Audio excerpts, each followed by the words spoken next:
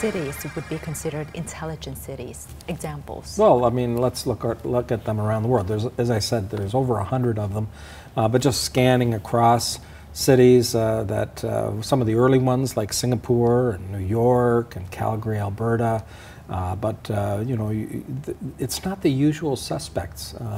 There are many cities from Austin, Texas. You'd say, okay, what about Seattle? Well, Seattle has not applied. They have to self-apply. They have to be evaluated. Some of them, I'm not going to embarrass anybody, but some of the usual suspects that you think would achieve that status have failed. And so we've sent them back to the drawing board and said, tell us more, and see if, just because you might be a famous city doesn't necessarily make you an intelligent city. It doesn't make them dumb either. I think what it is it's a matter of them portraying their community in the best light as an intelligent community, and in many cases they just haven't answered the questions properly, and so they'll eventually come out of the woodwork. But you look at cities like Frankfurt, Germany, Munich. You've got Stockholm, Sweden. In Holland, the recent example was Eindhoven in Holland. This is the city where Philips comes from.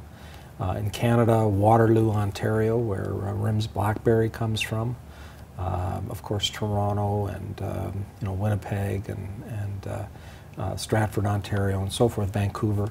In the United States, cities that range from Chattanooga, Tennessee, to New York City, to San Francisco. You know, even though there are some big cities in there, a lot of smaller communities come out of the woodwork as well as great centers of excellence, cities that give a great understanding of what intelligent communities are about and become great models for other communities around the world. But we can have a really small community of a couple of thousand people, but on the other end we might have a city as big as Chongqing, China, 33 million people. And you know, in each of these there are nuggets of information about those communities that make it interesting for other communities to want to emulate them. They're maybe inspired by their story. They have a particular element that somebody grabs onto and says, you know what, I'm like that community. I want to be inspired and be like that. Right. What about in Asia? In Asia, we've got cities ranging from 4 in Taiwan, Taichung, Taipei City, Taipei, and Taiyuan. We've got Shanghai and Chongqing and others in China, Suwon, Gangnam, Seoul, and others in Korea, Mitaka, Japan, part of Tokyo, and we have a number of other cities in Japan. As I mentioned, Singapore was actually our first city back in 1999. Bangkok? Sorry, we don't have Bangkok. You know, Bangkok can apply, but nobody has applied yet. And it's a simple way of applying. You go on the website, and there's an application form, and you fill those questions out, and it takes a year to get that recognition, but it's well worth it. What do cities get out of getting this recognition?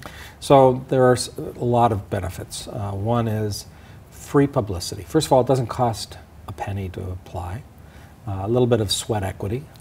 You know, people have to sit there and write the best application they can. And usually it's done in a group setting because one person can't answer all the questions.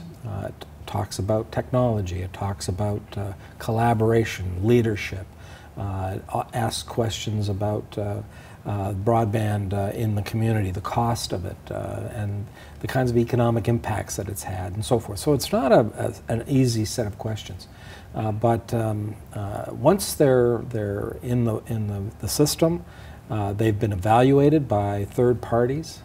They get what is referred to as third-party referencing, as well as earned media. This way, it's totally independent. It's not like you've purchased anything. No, it's very transparent. It has a high integrity value. Cities around the world seek it out. Sometimes some of the cities have identified that they get rewards and financial recognition from others, not by us, but they get public recognition. They get a year-long program of being profiled, not only in our materials but in other people's materials. It's repurposed in everything from newspapers to magazines and so forth. If you're part of the list, your name and information about your community flies throughout the internet to tens of thousands of connections. So the name of the community is out there. You get to be officially recognized as an intelligent community and can call yourself that. There's sort of a brand mark that you get as well, whether you're a Smart 21 city or a top 7 city, or if you win the kind of poster child for that year called the Intelligent Community of the Year. We have cities that still are recognized as such.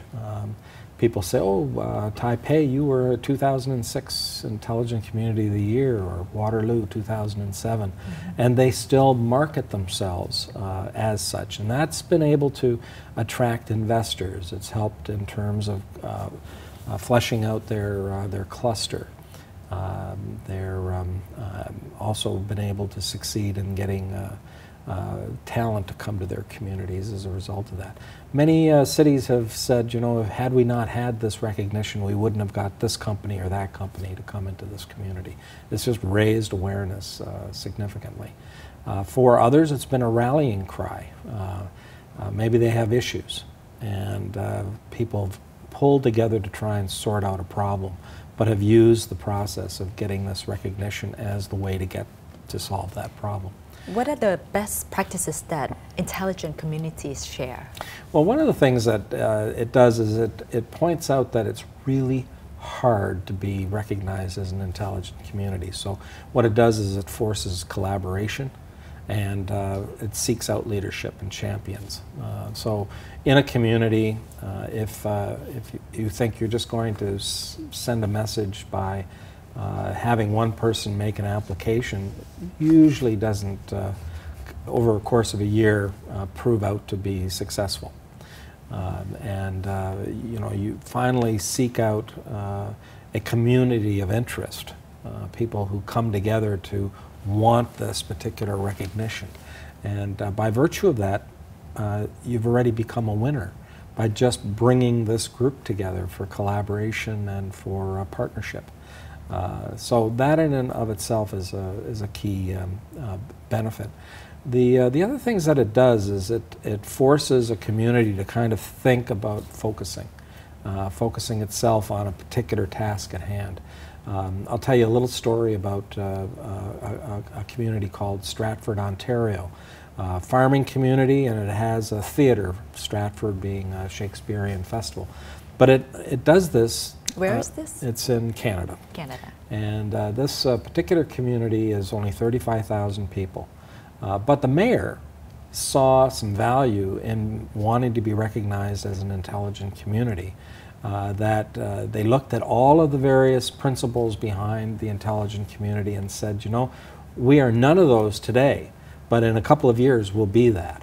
So they set their sights on doing everything from infrastructure development to taking advantage of the utility that they own, to creating free Wi-Fi in the community, to creating broadband capabilities. Those things attracted data centers. Those things attracted a tech park to be developed. It attracted a university to come to that community. It attracted other companies to come as part of that process. They created an event around it called Canada 3.0, which now has been in, I think, its second or third year, and now is being sold internationally as a piece of intellectual property. It's created great interest publicly. It's created a sense of space and place that it never had before. It's now being referred to in a lot of publications. Frankly, it's one of those success stories that they came and saw that it's an example that's set by other communities. That's what they wanted to become. That's what they targeted, and that's what they became.